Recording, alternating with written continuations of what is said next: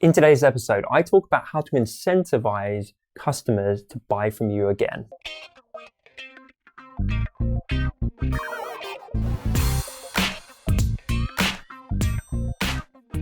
Welcome to episode 190 of the Honest Entrepreneur Show, where I help creatives like you to master your marketing.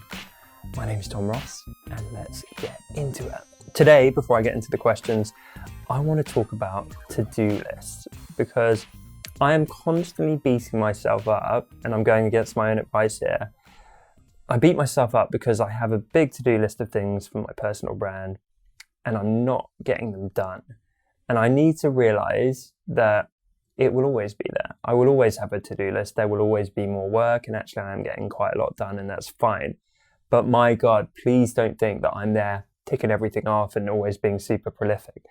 I need to update the header on this YouTube channel. I need to update the header on my Twitter channel. I need to actually design a proper website. I've taught dozens of people how to grow giant newsletters, and I'm not using any of the tips that I've taught them myself. And on and on and on. TikTok, I need to explore TikTok. There's 1,000 fucking tasks that I know would be helping me right now. And it gets to the end of the weekend and I'm like, shit, I didn't get to it again. And it's really frustrating. So if you ever feel like that, and I know you do, you watching and listening right now, I know you do, because you're a creative entrepreneur. And we all feel like that. I don't know a single one that doesn't, but somehow we still feel alone and like we're the only one going through it and we're the only one not being as productive as we could be. So you're not, and I'm not, and we're all in this together. And we're going to be fine, and just keep on trucking, keep on ticking off what you can and celebrate what you do get done, not panic over what you don't. This question is from Adele and Kelly. How do we get our one-off eBay customers to come engage on social media? We include a compliment slip in their order, asking them for a tag, but it doesn't work. Hey Adele and Kelly, great question, and I'm very familiar with your business. They make incredible cakes, so go check them out at Deli Pop's Cakery, not plug. If we could get that in the description, Marco, appreciate it. Really, this is very well summed up by an entrepreneur I follow called Steve Bartlett, and he's doing an interview and he's basically saying no one gives a fuck about you. They only give a fuck about what you can do for them or your product and service can do for them. Humans are inherently selfish. And I don't mean that in a pessimistic way. I just mean it in a realistic way, because it's the truth. So I think when you're asking people to do something, you generally need an incentive.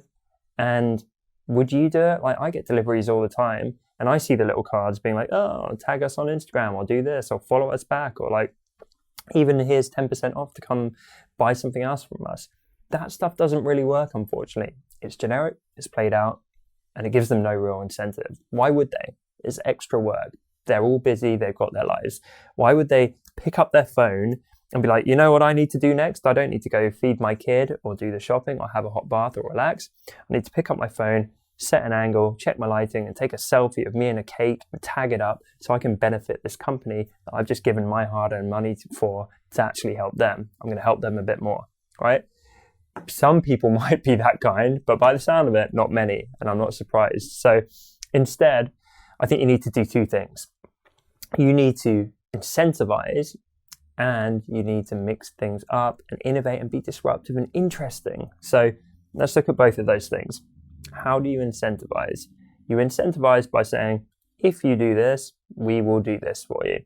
And I personally think people need to go drastically bigger with the incentive, because this feeds into the second part. How do you get disruptive and shock and awe and all that kind of thing?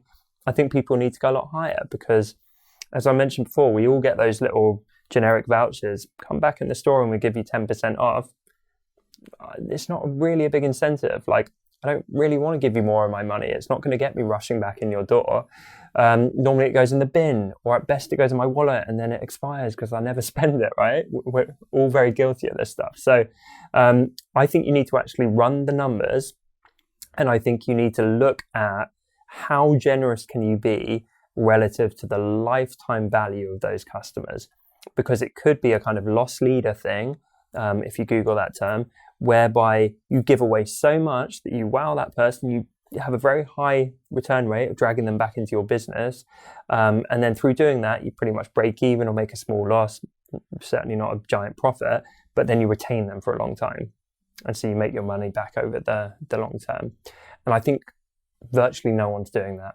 Everyone's just doing these shitty, played out, restaurants, especially in bars and everyone, this shitty played out, 10% off, 15% off, tag us up, and it just doesn't work. So I think we need to change the game. And what I would do is I would get the two of you in a room and I would have a free-flowing brainstorm session.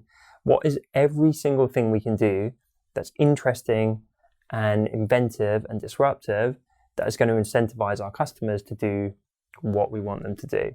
And there are no bad ideas, only lazy ones. So literally, I'd get in this room, I'd get a whiteboard or whatever, and I would spend an hour or a few hours just shouting out the weirdest fucking ideas you can think of. And some of them, you will look at that and be like, if we did that, we'd be bankrupted in a week. Doesn't matter. Write it down. Write them all down. And then it's your job to pick out the best ones and then start trying to quantify them as much as you can. And you'll never get it perfect. It's not perfect science, but try and roughly quantify what you think the return would be and the cost and the margins and all that kind of stuff.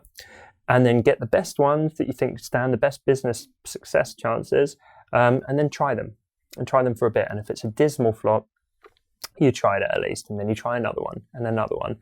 But that's the way to do it. Like, I mean, if I got something from your cakery and I just bought a cake and I was a hot lead and a great customer, and you had not a generic business card saying tag us up, you had a handwritten note saying, I hope you love this cake, Tom. Enjoy. And by the way, we are doing a thing right now where if you come back in our store in the next 2 months, we will literally give you a free cake. So it's not 10% off or anything, it's a free cake. And then you work out that you would have charged me £50 for the cake. In terms of labor and materials, it's £20. You take the £20 loss. I rush back in because I'm like, holy shit, a free cake. Of course I'm going to take that. And then I buy cakes from you for the next 5 years. And that's how you kind of play this game, in my opinion. And I think there is enormous opportunity in white space because, as I say, I don't see a single person, certainly not in my local area, doing this or even half trying to do it. So I think your competitors would be left stood around being generic and looking at you and being like, holy shit, how can they afford to do that? And like, can't believe they're doing that. But you can actually benefit from the long-term success of mixing it up and trying something bold and different. Good luck and let me know how you get on. Question of the day. Do you relate to what I'm talking about? These generic cards and discounts and all that kind of shit. Have you become as blind to it as I have? Let me know in the comments and let me know what you think of, how would you react to something that was really over delivering in terms of value and actually really incentivized you with something very compelling? Would you react better to that? Let me know in the comments. Hey YouTube person, this is definitely not staged at all. But if you enjoyed this video, I would love it if you subscribe to my channel for more goodness like this. And if you did like this video, I hope that you enjoyed these ones too.